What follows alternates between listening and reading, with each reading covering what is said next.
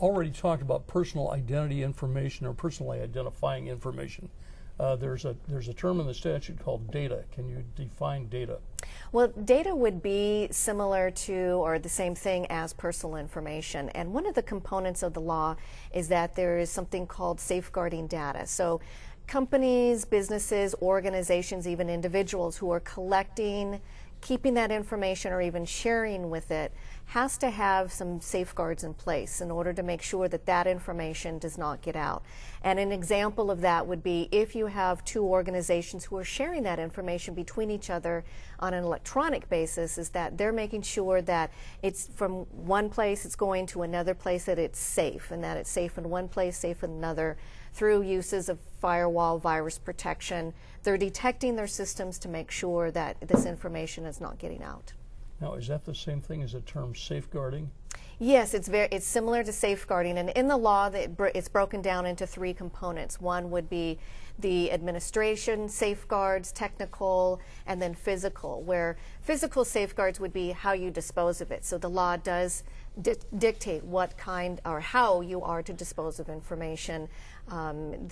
The technical would be systems, making sure that you have a system where you are making sure that information is encrypted or you're using passwords. And then administration would be, part of that would be making sure that employees and those who are dealing with this information or not even with it directly, that they know about the law and what their responsibilities are to protect that information.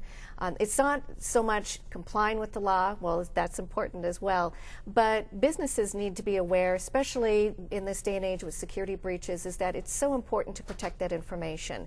Their clients, their customers, and their employees are counting on them and have trusted them to keep that information safe. Okay, there's a new term in the law, at least it's new to me, called a security freeze. What is a security freeze? Yes, a security freeze is something that a consumer can opt to do if they wish to do that. How that works is that as everybody has a credit file that's with the three credit reporting agencies, Equifax, Experian, or TransUnion. And that information shows where you have received credits, to whether it's credit card, your gas card, you've gotten utilities, rented an apartment. So it's your history. It shows where you've gotten that credit from, how much, if you have paid on time, all of that information. So if you are applying for credit and you fill out your application, you go to the credit manager who decides to provide you with that credit, they're going to look at that history. They want to see if you are credit worthy, if you will.